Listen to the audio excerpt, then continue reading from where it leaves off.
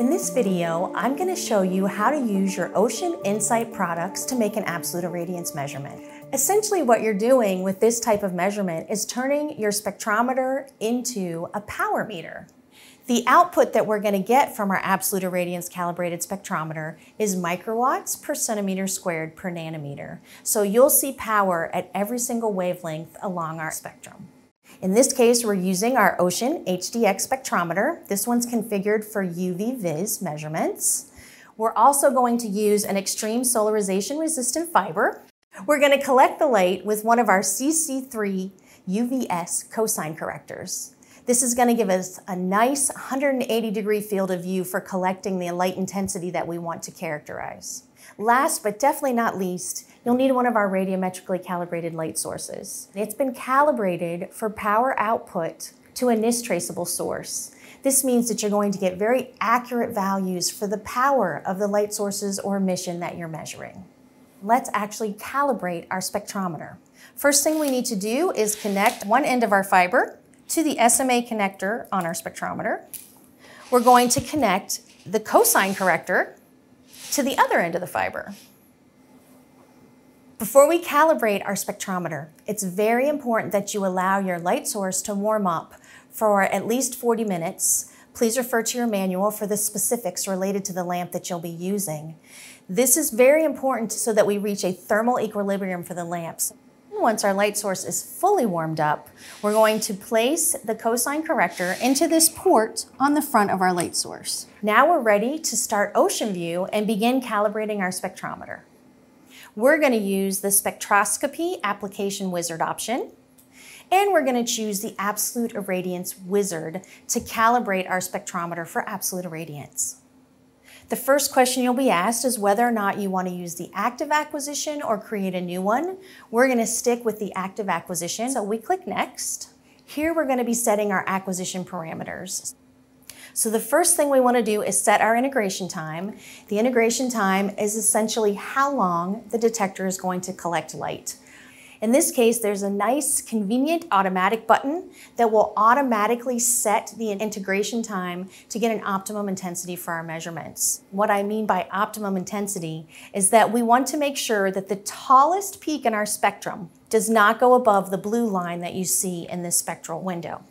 The next step is to put some scans to Average and Boxcar. You can set this depending on the total measurement time that you want to use. I'm going to use, in this case, 5 averages, but the more averages, the better.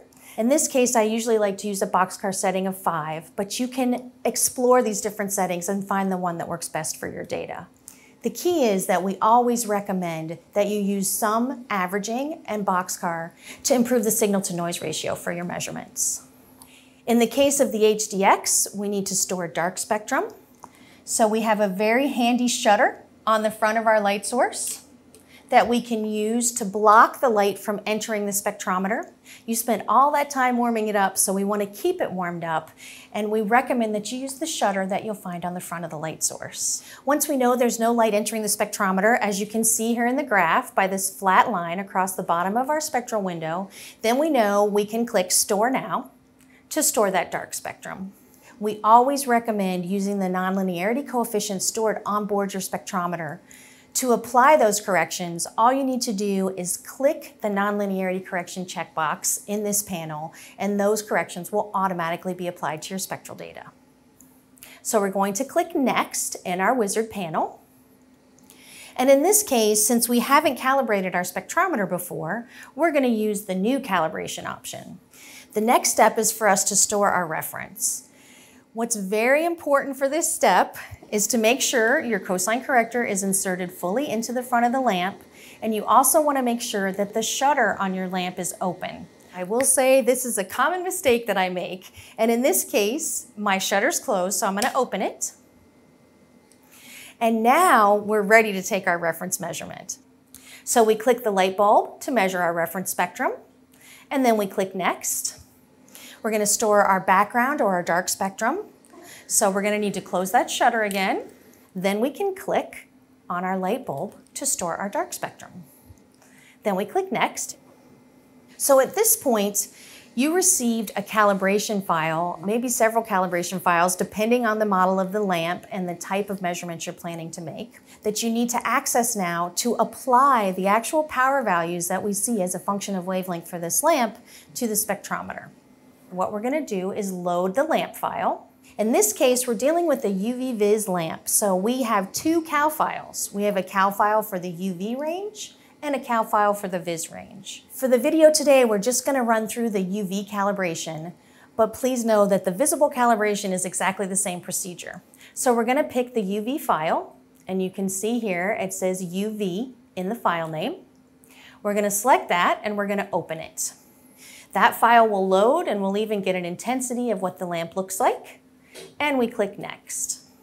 Now in the last step of the wizard, we need to specify the type of sampling accessory that we're using to acquire our irradiance measurements. For the Cosin Corrector that I'm using, we're going to enter our collection area here. In my case, I'm entering a collection area for my CC3, and this may vary depending on the Cosin Corrector you're using, so please refer to your manual to find out more information. We then have the option to save that radiometric calibration file. I recommend very highly that you go ahead and save that file, because next time you run the software, you'll be able to load that calibration and skip many of the steps in the wizard.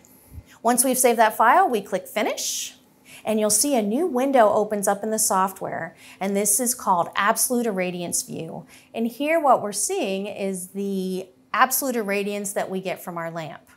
One thing you'll note here is that my shutter is still closed. We have no intensity, so it's always very important to make sure that you open that shutter up after you take your darkened background measurements. There we go. And now we're getting a very nice UV absolute irradiance spectrum of the cal lamp that we just measured. So now that you've gone through the steps of calibrating your HDX spectrometer, we can actually start making measurements.